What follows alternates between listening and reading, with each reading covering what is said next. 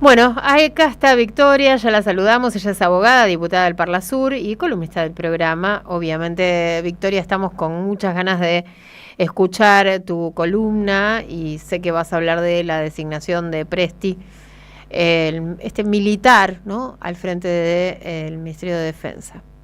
Sí, antes de entrar en la columna, no puedo dejar de decir que hoy, 25 de noviembre, es el Día Internacional de la lucha contra la violencia hacia las mujeres. Exactamente. Y en un país que está transitando las vicisitudes, que está transitando en un mundo que está transitando las dificultades, la crisis en la cual estamos inmersos, me parece que hay que recordar, ¿no? Exacto. Que las mujeres, y además venimos del Encuentro Nacional en la provincia de Corrientes, de ahí salió el dato. Mucha gente, muchas mujeres, muchas compañeras ese encuentro, realmente muy necesario poder reencontrarnos, poder abrazarnos, reconocernos y sobre todo establecer agendas y puntos en común para adelante, porque sin eso quedamos desmovilizadas y es muy necesaria la movilización a fin de, con el fin y el objetivo de tener una vida mejor, ¿no? Claro. Que es para lo cual los encuentros se empezaron a organizar hace tantos años atrás. Tenemos un poco todos, digo, antes de ir a tu tema y a escucharte, tenemos todos un poco esa sensación, ¿no?, de que hay una parte de lo que pasó con las elecciones y lo que está pasando en la Argentina que nos lleva a pensar que hay gente que no quiere estar mejor, ¿no? O que por lo menos entiende que estar mejor es algo muy distinto a lo que entendemos otra parte de la población. Tengo esa sensación, ¿no? Sí, yo no. La verdad es que yo tengo la sensación que quienes tenemos la responsabilidad de ofrecer una esperanza, un puerto donde llegar para estar mejor, no lo construimos todavía. Uh-huh. Y que una parte de la sociedad, entre arrojarse al vacío y quedarse agarrado al fierro caliente, eligió seguir quedándose agarrado al fierro caliente. Claro. Porque si no es pensar que la gente se suicida, que es tonta, y yo no pienso eso. Pienso que hay un 30% de gorila muy fuerte en este país, que estuvo siempre, y creo que hay otra parte de la gente que está esperando que nosotros reaccionemos. Una propuesta, un porqué, un hacia dónde, ¿qué vamos a hacer? ¿Cómo vamos a resolver los problemas que tenemos? Yo lo planteé el último martes que estuve acá. Yo creo que es muy necesario sentarnos a discutir qué proyecto de país queremos, en qué mundo, en el mundo que tenemos. Y sobre todo, desde el peronismo, discutir la representación. ¿A quién vamos a representar? Ese obrero que tenemos en la cabeza de overol inmaculado, planchado por una mujer con esos vestidos tipo plato, ¿viste? Es muy Sex and the City. Sí. Muy años 50. Muy años 50, 60. No existe más. No existe más. Entonces, en una sociedad que es post-fordiana, no podemos seguir planteando un modelo fordiano de organización nacional. Tenemos que darnos cuenta que el mundo cambió. Y con el mundo tenemos que proponerles una modernización también de nuestras expectativas para el mundo que tenemos. Cuando en el 45 Perón instala el peronismo a nivel nacional, era un movimiento moderno, de avanzada. Compañeros, nosotros todavía seguimos hablando del 2001. Yo quiero decir que en el 2001 había teléfonos analógicos. O sea, hoy tenemos esto, nos cambió la vida a todos. Bueno, en este mundo donde tenemos esto, donde tenemos la tecnología que tenemos, donde los cambios tecnológicos en los últimos 20 años vienen acelerando la vida a pasos agigantados, como nunca vimos, ¿vamos a seguir proponiéndole a la sociedad un modelo político pensado para la sociedad de la década del 50? No, tenemos otra responsabilidad, pero también lo planteó Perón en sus libros. Digo, cuando vos agarrás la doctrina peronista, que la puede agarrar cualquiera sin tener un título de posgrado y la puede leer, Perón era un tipo de avanzada. Perón en los 70 ya hablaba de cambio climático. Hoy tenés algunos trasnochados que se dicen peronistas y que te dicen que eso es parte de la agenda woke. Bueno, digo, tenemos un problema y tenemos que mirarnos para adentro, me parece, antes de pedirle a la sociedad que nos mire a nosotros como, che, qué bien, acá están estos pibes, estas pibas, tenemos que mirarnos para adentro y ver qué le vamos a ofrecer a la sociedad. Porque yo creo que este modelo económico de Milei, este modelo político y social, tiene fecha de vencimiento como el yogur, como dice Cristina. Sí. Pero no es que porque esté vencido la gente va a decir, che, qué bueno, acá están ellos. No va a pasar eso.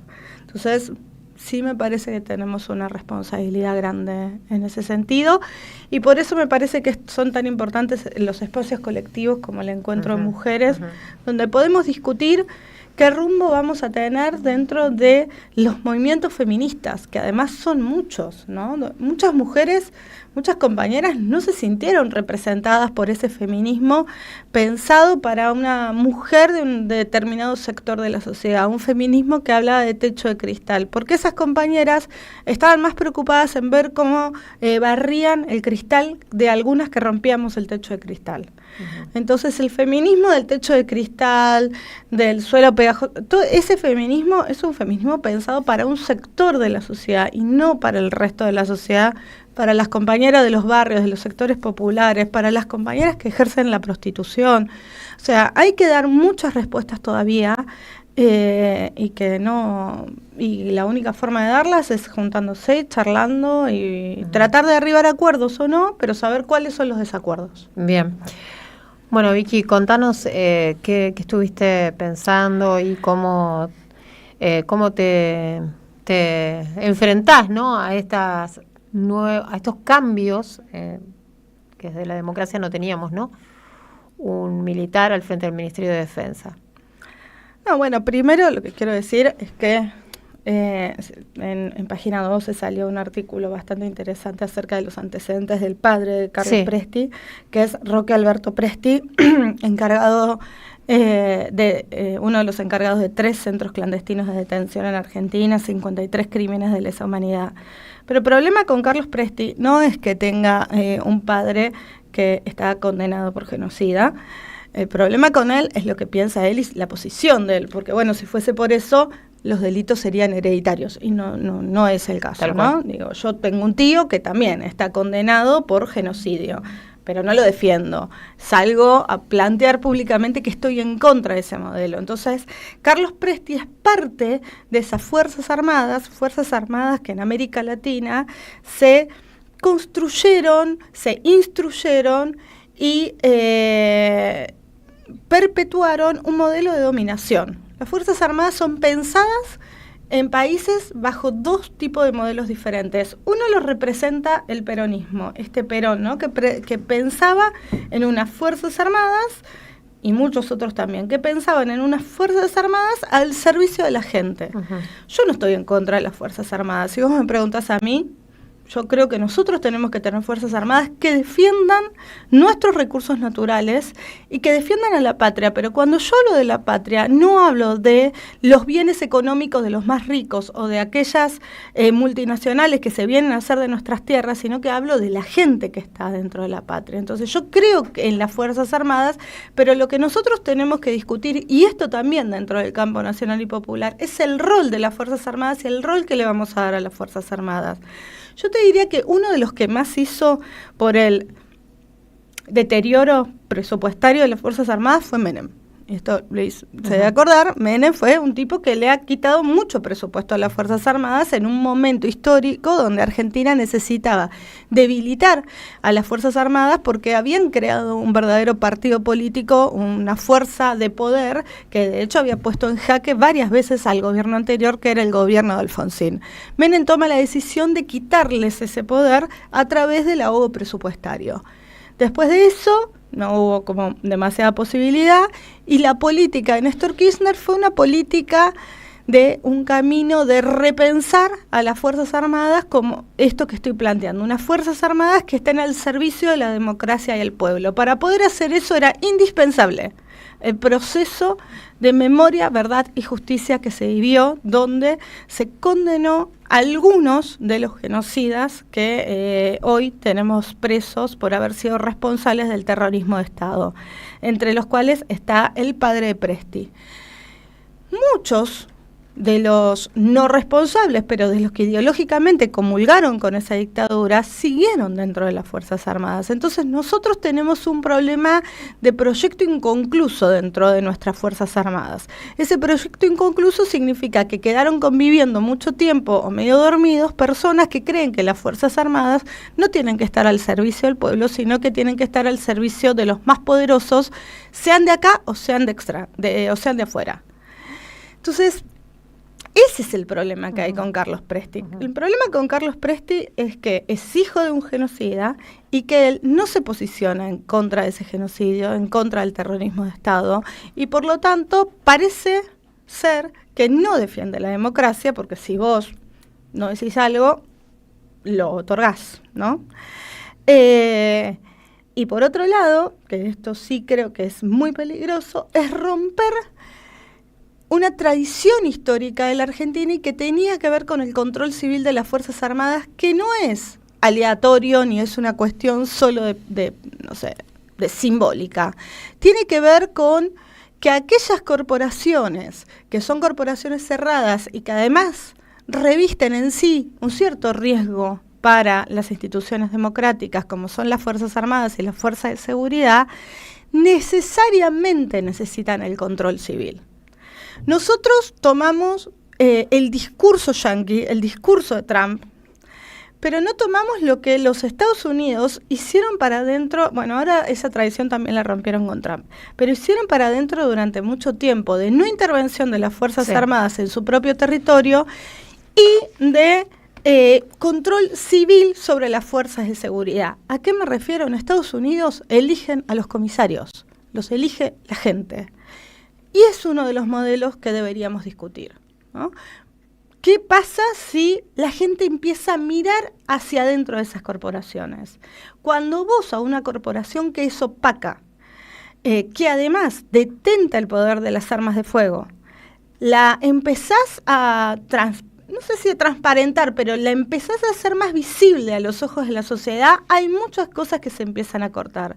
El problema de las Fuerzas Armadas no es solo el escaso presupuesto. Ellos, lo que quiere hacer Milei y el muñeco J. Show que tenían de ministro de Defensa, fue darles como un caramelito a algunos miembros de las Fuerzas Armadas que tienen disgustados. Yo les quiero decir que les va a ir bastante mal con ese caramelito, porque no van a dejar contento a nadie, porque el disgusto no viene por quién los controla o quién no los controla. El disgusto viene porque no tienen plata, claro, porque no tienen presupuesto, porque hicieron mierda sus obras sociales, porque no cumplieron una sola de las promesas que les hicieron. ¿Y saben por qué? Porque los liberales, como estos, que son unos liberales económicos, no están de acuerdo tampoco con tener Fuerzas Armadas fuertes. Los necesitan para tener los votos, pero no están de acuerdo. Hay que repensar modelos de fuerzas de seguridad y de Fuerzas Armadas que estén al servicio de las causas populares. Yo no quiero unas Fuerzas Armadas paupérrimas y que no puedan defender nuestras fronteras, que no puedan defender nuestros glaciales, que no puedan defender nuestros reservorios de agua potable, de agua dulce, perdón. No quiero fuerzas de seguridad que no puedan enfrentar el delito complejo que está asolando sobre todo el territorio de América Latina, que es el narcotráfico. Pero para eso tenemos que rediscutir qué modelo de Fuerzas Armadas vamos a tener y qué modelo de fuerzas de seguridad vamos a tener. Si las fuerzas de seguridad de Argentina se van a dedicar a perseguir a los consumidores de estupefacientes o en algún momento van a empezar a perseguir a los grandes narcotraficantes.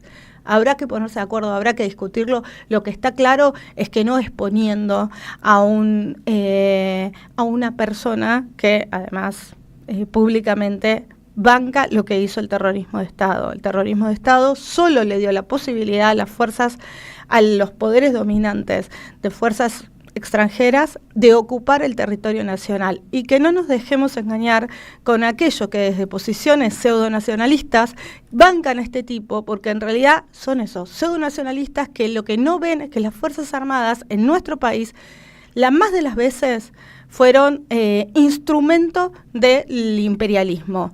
Y algunas veces una pequeña parte de esas Fuerzas Armadas trataron de ser disputadas por las fuerzas nacionales y populares, pero lamentablemente a quienes encabezaron esas disputas los asesinaron sus propios hermanos de armas que estaban al servicio del imperialismo. El bombardeo a la Plaza de Mayo fue de las Fuerzas Armadas. Entonces no cualquier milico, vestido de milico, que tenga una escarapela es bueno para defender nuestra soberanía.